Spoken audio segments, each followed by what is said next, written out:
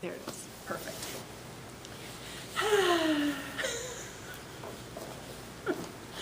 Yes. Limitless opportunities to be humbled. Okay, well, here we go. It's Easter weekend. Do you guys want to sit for 30 minutes tonight, maybe? Or is that too long? 20? I'm really struggling at 20. Let's do 20. Yeah, 20 is good. So are you guys? No, 20 is good. It's good. Okay, so yeah, Sutra chant, yes? Yes. Okay, let's do that. You ready? Yes? You can read it off the screen if you like. Yeah? Does that work? Okay, cool. Okay. The Dharma incomparably profound and infinitely subtle is rarely met even in 100,000 million kalpas. Now we see it, hear it, receive and maintain it. May we completely realize the Tathagata's true meaning. Okay, this is our 7th night. Yeah. And we're moving along to chapters 13 and 14 in the Diamond Sutra tonight. And yeah, so I'm gonna just blast through this. So again, the sutra, it basically is stating that it's trying to bring us to this realization of emptiness, that all forms are emptiness, that emptiness makes up all forms. And this leads to freedom from attachment to phenomenon. So that's what it's really about tonight. The 2 chapters that we'll be looking at go even more into depth, helping us kind of maybe attune to that deeper level of, that other level of reality, the source of all things, and emptiness. Yeah. So again, it's always the question, what are we really? And to help us disidentify from the concept of an individuated self that reacts to the phenomenal world in specific and predictable ways, and to attempt to come to this place where that's less of a thing. Yeah, so what are we really? And we're trying to determine our true identity. And specifically, emerging from emptiness, how we're doing that all the time. And so then not to attach to self or other living beings, and just to recognize that we all are the same and all coming from the same source. Yeah.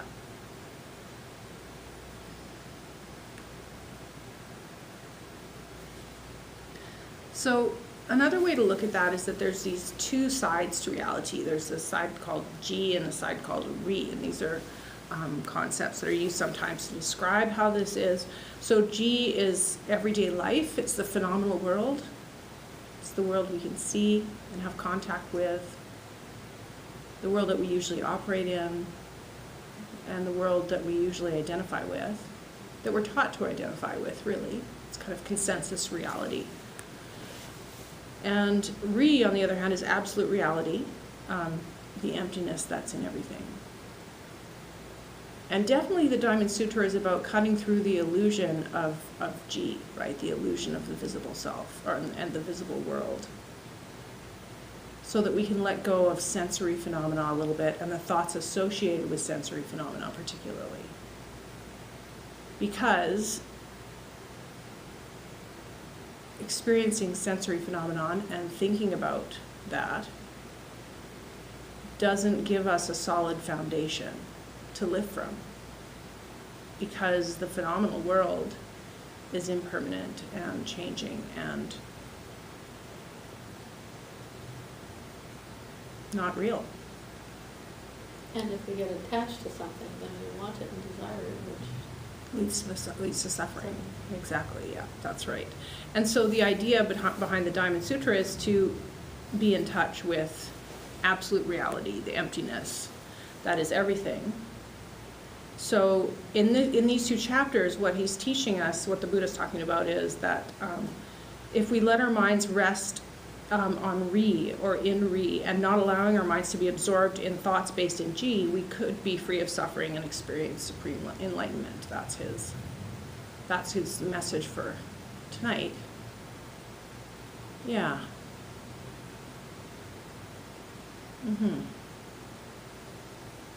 And so the idea is to set your mind, I mean, the purpose of practice is to set yourself down on yourself, really, on your true self as you're emanating from Ri. That's the idea.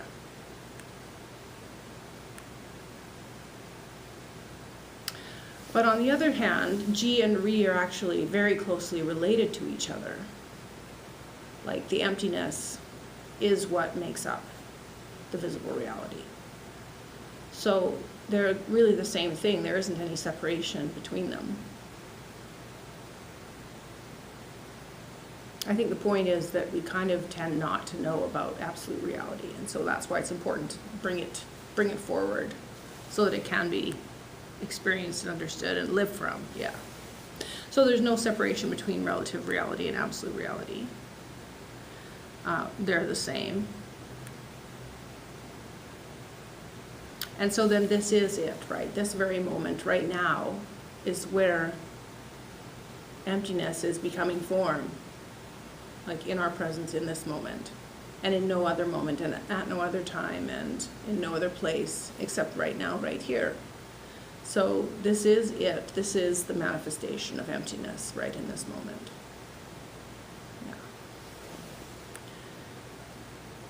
Yeah. And then, of course, what that means is that you are it already. You have it already. This is it already. It's just a question of, it's almost like developing a different sense where you can kind of sense into this other reality and be aware of it. But I think someone has to point it out first for you to even have it as an option, you know. Otherwise, it's very easy to go through life and not know that there's another option, or that there is another reality. Yeah, yeah. So I thought instead of reading through it 3 times, it's kind of lengthy. I thought I would just go through frame by frame. Does that seem good? And maybe, yeah, read it off the, does that sound okay? Yeah? Yeah. And so the question is, so at this point, Subhuti asked Buddha, by what name should we know this sutra? And Buddha says, this sutra shall be known as the diamond that cuts through illusion. By this name it shall be revered and studied and observed. What does this name mean? It means that when the Buddha named it, he did not have in mind any definite or arbitrary conception, and so named it. This sutra is hard and sharp, like a diamond that will cut away all arbitrary conceptions and bring one to the other shore of enlightenment. So that, yeah, in his view, enlightenment is freedom from suffering due to not being attached to the phenomenal world, right? Not being attached to sensation or the thoughts that arise from it, or the ego that's based in it. Yeah, that was his teaching. What do you think, Subhuti? Has the Buddha taught any definite teaching in this sutra? And Subhuti says, no, you haven't taught any definite teaching in this sutra, which is, I think, Buddha's his thing here, and in Buddhist teaching in general, it's teaching without teaching. Because really, ultimately, the experience can't be taught. You know, the experience is,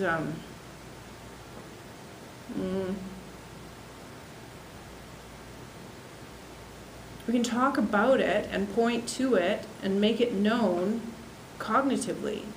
But what ultimately is necessary is that we find a place to have it be our reality.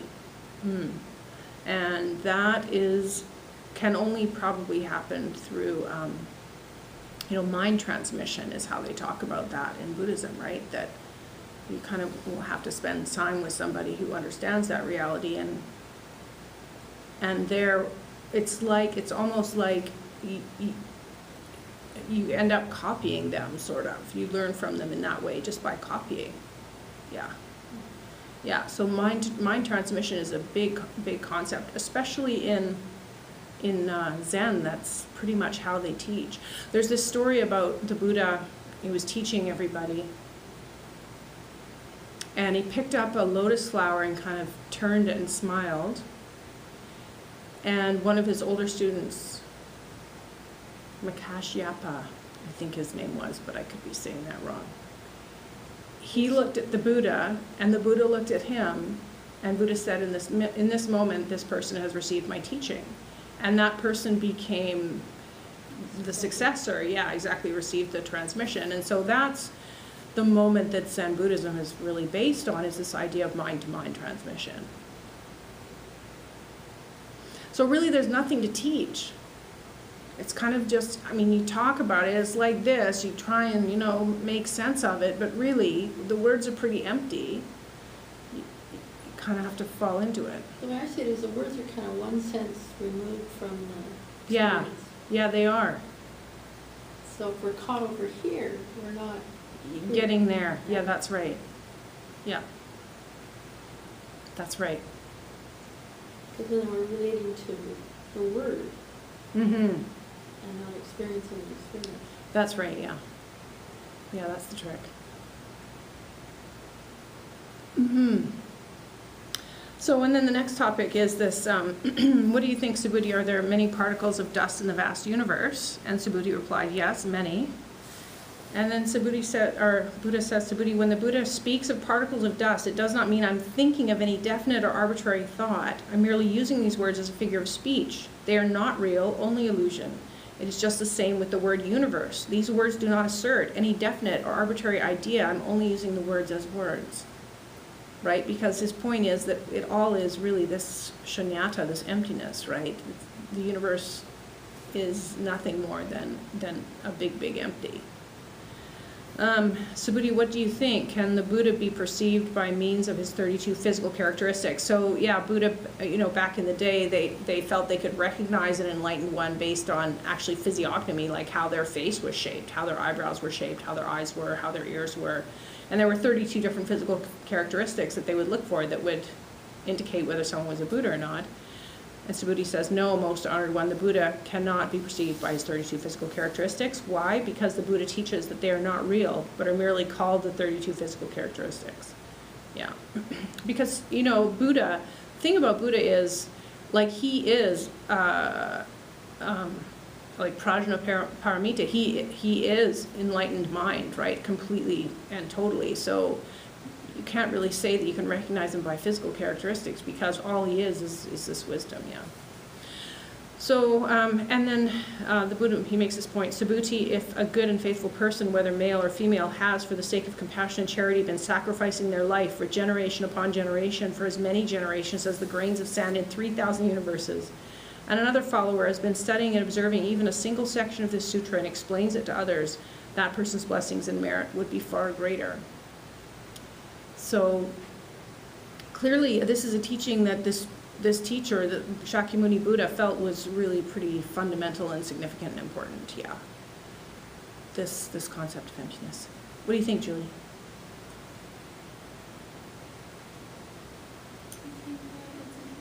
Interesting. It's pre-formed. Hmm? It's pre-formed. It's foreign concept. Foreign concept, yeah, it really is a foreign concept, that's for sure. Yeah. At that time, after listening to the sutra, Subhuti had understood its profound meaning and was moved to tears. He said, what a rare and precious thing it is that you should deliver such a deeply profound teaching. Since the day I attained the eyes of understanding, thanks to the guidance of the Buddha, I have never before heard teachings so deep and wonderful as these. Most honored one, if someone hears this sutra and has pure and clear confidence in it, they will have a profound insight into the truth. Having perceived that profound insight, that person will realize the rarest kind of virtue. Most honored one, that insight into the truth is essentially not insight into the truth, but is what the Buddha calls insight into the truth. So even I love when they do that. It just I know, right? So even insight into the truth is a thing that, yeah, it's not, yeah, on this kind of, in this way of knowing or understanding. And then Subhuti goes on, he says, most honored one, having listened to this sutra, I'm able to receive it and retain it with faith and understanding. This is not difficult for me, but in ages to come, in the last 500 years, if there's a person who hears this sutra, who receives and retains it with faith and understanding, then that person will be a rare one, a person of most remarkable achievement. Such a person will be able to awaken pure faith because they have ceased to cherish any arbitrary notions of their own selfhood, other selves, living beings, or a universal self. Why? Because if they continue to hold on to arbitrary conceptions as to their own selfhood, they will be holding on to something that is non-existent. It is the same with all arbitrary conceptions of other selves, living beings, or a universal self. These are all expressions of non-existent things. Buddhas are Buddhas because they have been able to discard all the arbitrary conceptions of form and phenomena. They have transcended all perceptions and have penetrated the illusion of all forms. Yeah. And yet this is not a thing that, the other crazy thing about Buddhism is there's nothing to attain, right? So the idea of no gain, no effort, nothing to attain, it already is right here, right now. So then the point is not to strive after anything or to take it as an assignment or like put it on your to-do list. That doesn't work at all. It's, yeah. So are you going to give us a transmission tonight so we understand this? Yes, please. Yes, please.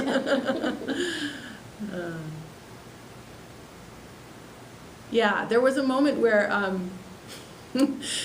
like Roshi down in California, right? He was delivering a Dharma talk and breaking exactly the subject down, like as plainly as possible. Here's emptiness, here's form. This is how it is. This is the simplest way I can say it to you. And I'm sitting over there going, yep, that's pretty clear. Yep, that's pretty clear. And he was speaking from a text from Dogen, who was a Japanese writer in the 13th century. Great teacher, like voluminous author in Zen, Soto, started Soto Zen Buddhism. And he said, oh, and at this point, Dogen paused for mind transmission. So then he pauses in his talk. And I've had that experience with Roshi before, where he pauses in a talk and you just get a hit, like all of a sudden, there's a realization that happens or something unfolds, yeah. So then I was like, ready. I was like, oh, okay, that's what's going on? So the next time he paused, man, I just sucked it in. And he actually kind of looked at me like this. It's like, yeah, man, if you're offering, I'm accepting. Let's go. So I know you're feeling. I know you're feeling. Please just, give me that mind transmission. I get it totally. Yes, of course. Well, I'm doing what I can. But really, I don't know. Maybe you have to meet Roshi or come down and, hang out in California with all these crazy enlightened dudes down there. Yes. Yeah?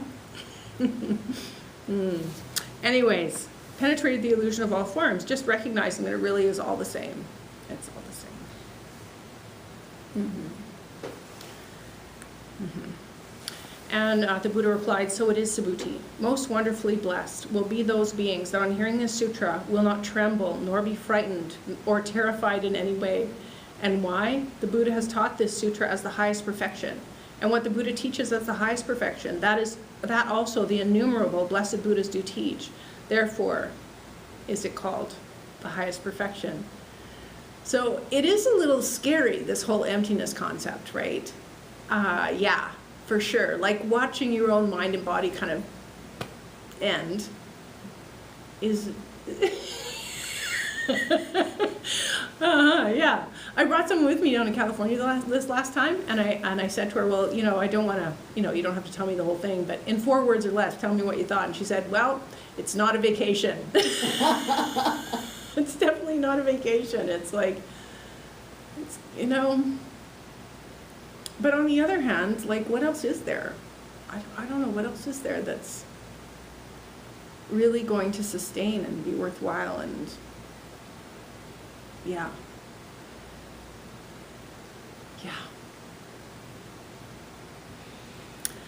Yeah, and so not tremble or be frightened or terrified in any way. I think what keeps us from being enlightened, what keeps us from having this insight really probably mostly is fear.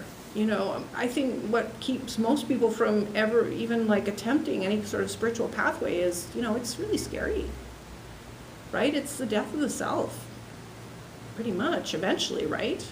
certainly the dialing down, right? And yeah, it doesn't sound like a picnic, you know?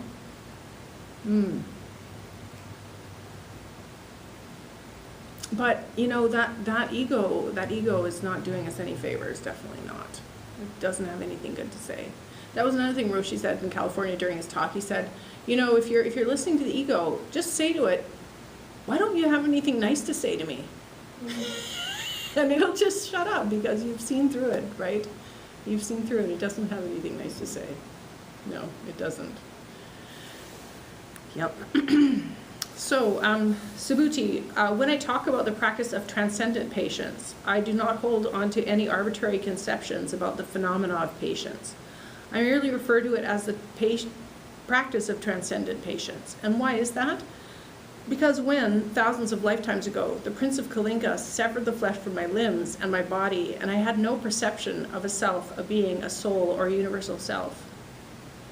If I had cherished any of these arbitrary notions at the time my limbs were being torn away, I would have fallen into anger and hatred.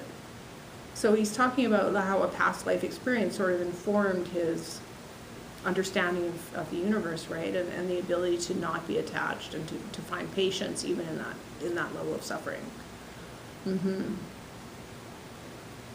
Which, again, it's not a vacation. It's really not a vacation. Oh my gosh. Spiritual pathway. Torn limb. Right? Limb from limb.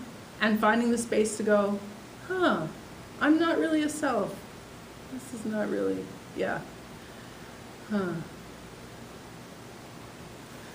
Yeah, interesting. I also remember, Subhuti, that during my 500 previous lives, I had used life after life to practice patience and to look upon my life humbly as though I were a saint called upon to suffer humility. Even then, my mind was free of arbitrary conceptions of the phenomena of myself, a being, a soul, or a universal self. So I guess just to point out that, you know, a certain amount of effort and toil going into this way of looking at things.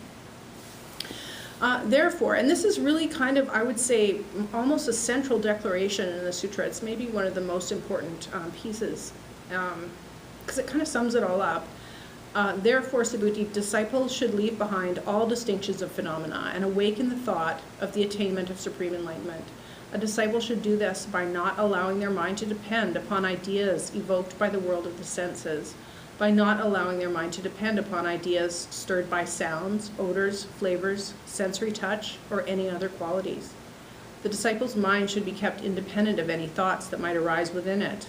If the disciple's mind depends upon anything in the sensory realm, it will have no solid foundation in any reality. This is why Buddha teaches that the mind of a disciple should not accept the appearance of things as a basis when exercising charity. Subhuti, as disciples practice compassion and charity for the welfare of all living beings, they should do it without relying on appearances and without attachment. Just as the Buddha declares that form is not form, so he also declares that all living beings are, in fact, not living beings. So he's talking about what to base the foundation of your life on, you know, and certainly this thing about thoughts and basing a life on thoughts and opinions about visible reality or, you know, the sensory world is not a pathway to happiness in the opinion of this particular enlightened teacher. Ultimately, it's impermanent, and even though we have craving for it and we have aversion towards it and we think it will make us happy and we strive after it and we work really hard to get it, the truth is it's not real and ultimately not satisfying. And so his point is to, rather than base our life on what we think, base our life on emptiness, on the truth of nothing. With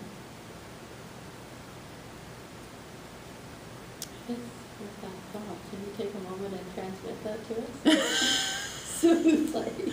Sure. Pause.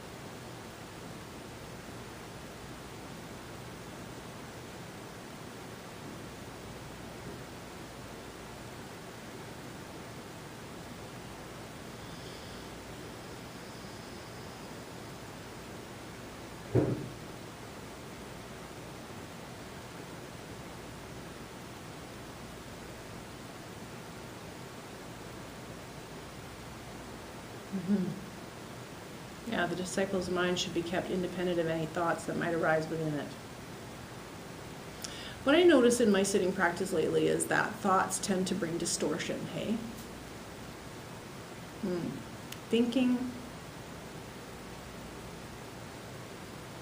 muddies the water, like it changes the shape of the mind, actually. Yeah.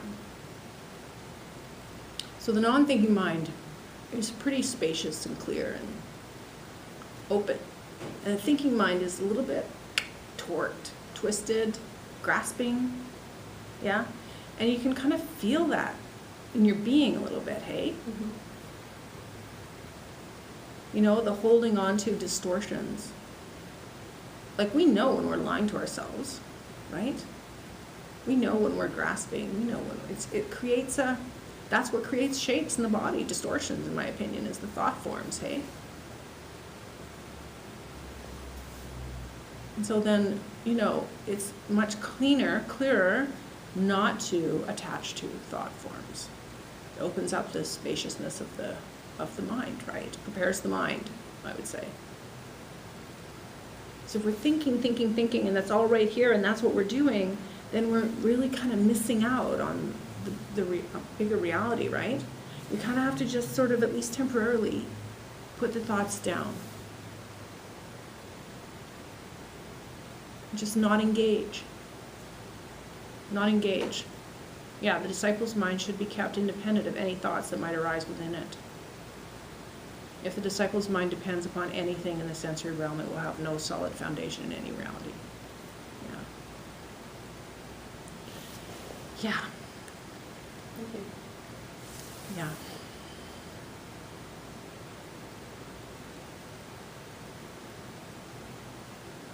Want to do another chant? Ready to do this one? Close it out? Okay.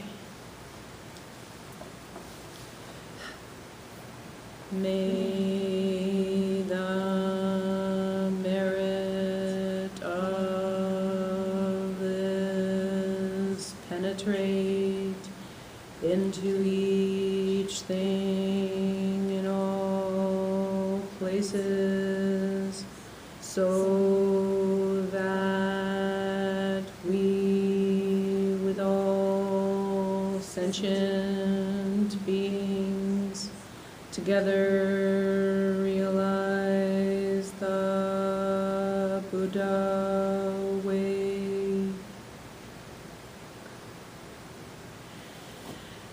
Okay. Meditation time. Do you want to take a little break, move around, get some water? Yeah. Question Yeah. about the sutra. Yeah.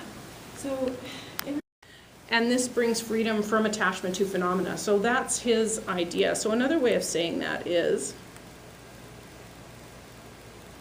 you know, what is enlightenment? People talk about enlightenment a lot, and I think, you know, it's one possible way of understanding enlightenment is that it's the realization of the truth, right? So ultimate truth. And another way of understanding it is this realization that kind of everything is nothing. Everything is nothing. And that means everything is the same, right? And it's not really nothing. It's more like, it's not really empty. It's more like a quality. It's like emptiness with awareness, emptiness with consciousness. It's not completely empty. But still, everything is kind of nothing, and nothing is kind of everything. So that means that everything we deal with in our reality, in fact, it looks like table, slide, projector, computer. But in fact, his point is everything's kind of the same. Everything's kind of the same. And so he's trying to engender in us like this experience of equanimity, right? That everything is this nothing. Everything is shunyata. Everything comes out of nothing. And so what that does is it collapses duality completely, right? If nothing is everything and everything is nothing, it completely takes care of duality. And duality is very much the realm of the ego, right? Because the duality, so ego will see, you know, Wow, I could hang out tonight with this person who really talks too much and I hate them. Or you go hang out with this person who likes to drink and I feel like going for a drink, so I'm going to go with that person, right? So, you know, it looks like opposition happens, yeah? That we have aversion and craving. And then we go with the craving, right? Typically in an ego-led life, right? We go with the craving. But the diamond that cuts through illusion, what it does is it completely collapses duality. So that it gives us freedom from our ego's attachment, freedom from craving and aversion. Because all we really want is the nothing, actually, the emptiness, the one. That's what we actually want. The one. Yeah. Yeah, and so therefore there's only apparent opposition, right?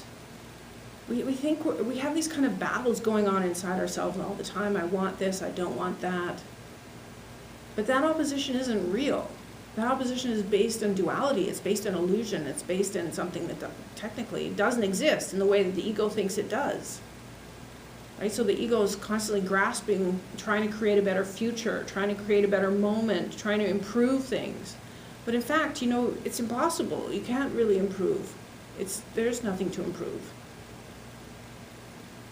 Anywhere. It can't be improved upon. It just is. It is in this moment. The future is imaginary at best. Yeah. So in this moment is where we meet what it is. Yeah. So what this means is that everything's the same, right? Everything is the same, is another way of saying that. So therefore, even enlightenment and delusion are the same. The difference is delusion will really kind of make you hurt, and enlightenment not so much, right? Enlightenment, the knowledge of the unity of everything is a source of bliss, actually. Relief. Even joy. Yeah, it's not about what we think we see.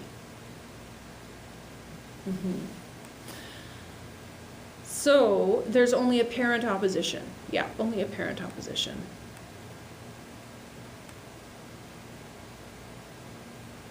So clinging and grasping to apparent reality is what causes our suffering, right? Wanting a certain outcome, craving, striving, thinking that we can make things better, that sort of thing. That's what creates our suffering.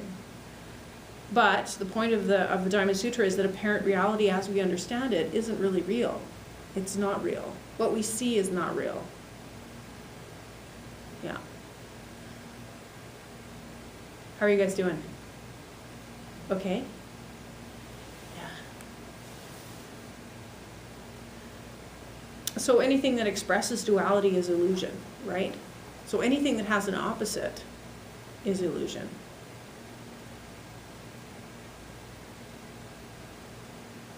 Yeah, the truth is definitely the one.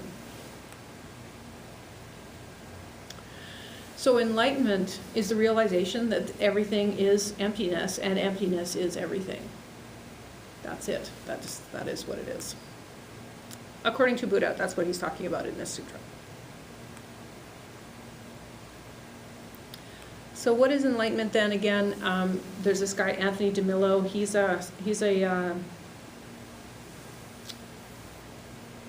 either a psychiatrist or a counselor, I'm not sure which, but a quote of his is that enlightenment is the enthusiastic participation with the inevitable.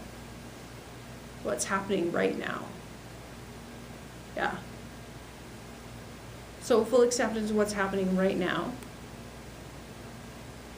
Because what is happening right now is it. This is all it is. This is all there is the right now. So this is it. This is it. It's always nothing emanating as something in this moment.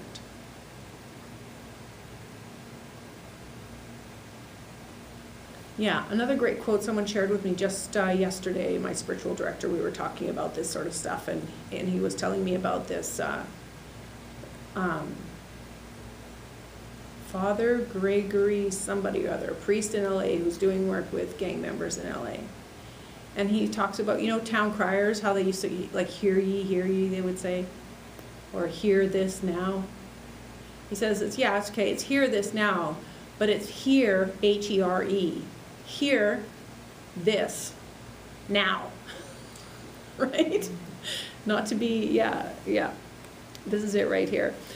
So here we are with chapter 15, and I thought what I'd like to do is maybe just read it off the slide. Is that okay?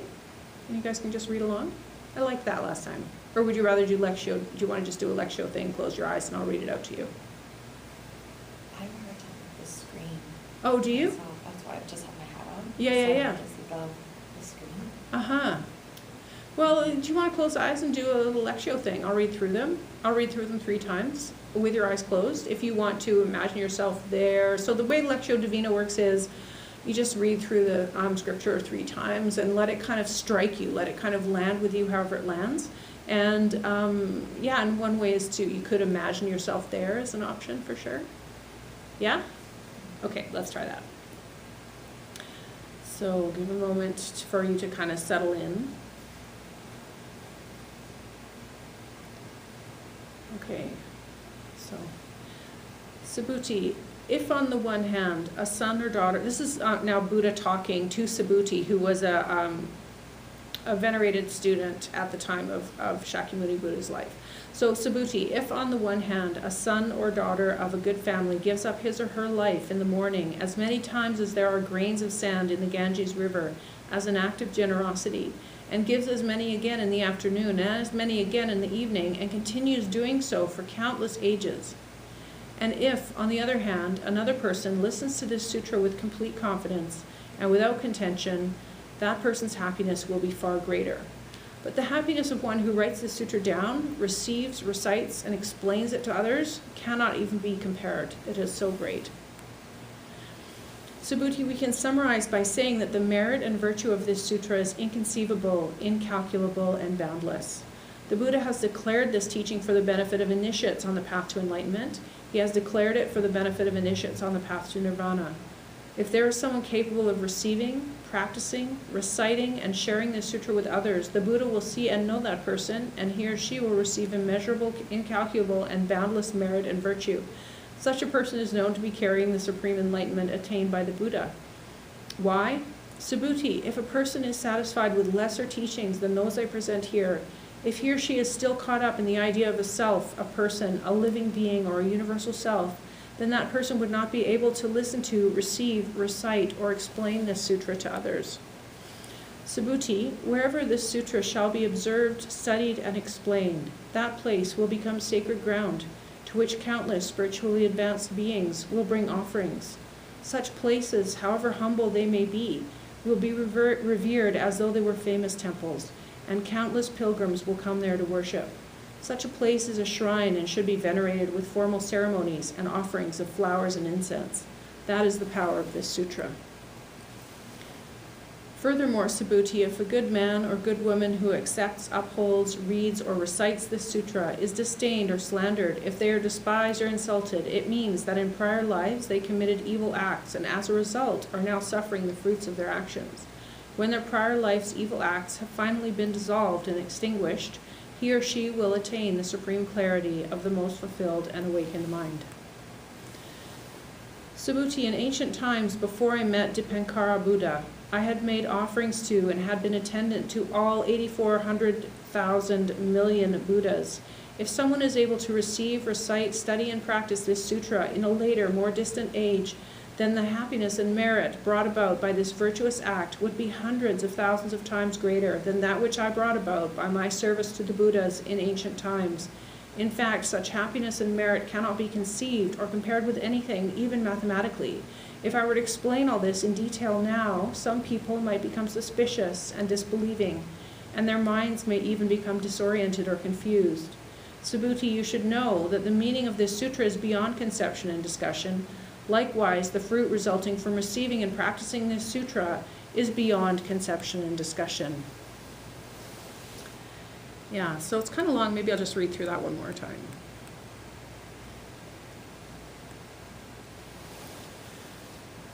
Okay, Subhuti, if on the one hand, a son or daughter of a good family gives up his or her life in the morning as many times as there are grains of sand in the Ganges River as an act of generosity, and gives as many again in the afternoon and as many again in the evening, and continues doing so for countless ages, and if, on the other hand, another person listens to this sutra with complete confidence and without contention, that person's happiness will be far greater. But the happiness of one who writes this sutra down, receives, recites, and explains it to others cannot even be compared. It is so great. Subhuti, we can summarize by saying that the merit and virtue of this sutra is inconceivable, incalculable, and boundless. The Buddha has declared this teaching for the benefit of initiates on the path to enlightenment. He has declared it for the benefit of initiates on the path to nirvana. If there is someone capable of receiving, practicing, reciting, and sharing this sutra with others, the Buddha will see and know that person, and he or she will receive immeasurable, incalculable, and boundless merit and virtue. Such a person is known to be carrying the supreme enlightenment attained by the Buddha. Why? Subhuti, if a person is satisfied with lesser teachings than those I present here, if he or she is still caught up in the idea of a self, a person, a living being, or a universal self, then that person would not be able to listen to, receive, recite, or explain this sutra to others. Subhuti, wherever this sutra shall be observed, studied, and explained, that place will become sacred ground to which countless spiritually advanced beings will bring offerings. Such places, however humble they may be, will be revered as though they were famous temples, and countless pilgrims will come there to worship. Such a place is a shrine and should be venerated with formal ceremonies and offerings of flowers and incense. That is the power of this sutra. Furthermore, Subhuti, if a good man or good woman who accepts, upholds, reads, and recites this sutra is disdained or slandered, if they are despised or insulted, it means that in prior lives they committed evil acts and as a result are now suffering the fruits of their actions. When their prior life's evil acts have finally been dissolved and extinguished, he or she will attain the supreme clarity of the most fulfilled and awakened mind. Subhuti, in ancient times, before I met Dipankara Buddha, I had made offerings to and had been attendant to all 84,000 million Buddhas. If someone is able to receive, recite, study, and practice this sutra in a later, more distant age, then the happiness and merit brought about by this virtuous act would be hundreds of thousands of times greater than that which I brought about by my service to the Buddhas in ancient times. In fact, such happiness and merit cannot be conceived or compared with anything, even mathematically. If I were to explain all this in detail, now, some people might become suspicious and disbelieving, and their minds may even become disoriented or confused. Subhuti, you should know that the meaning of this sutra is beyond conception and discussion. Likewise, the fruit resulting from receiving and practicing this sutra is beyond conception and discussion.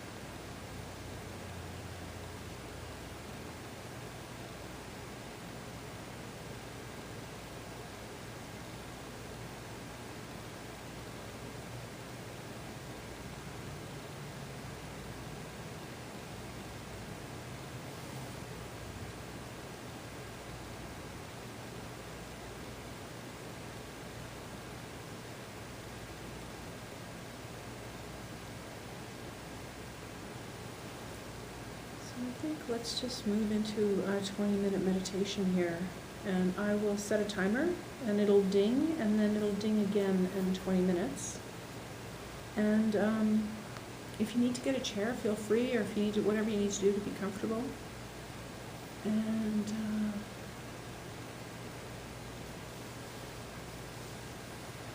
maybe I'll invite you to turn around and face the wall if you feel you want to, and like Soto style, right? Might as well.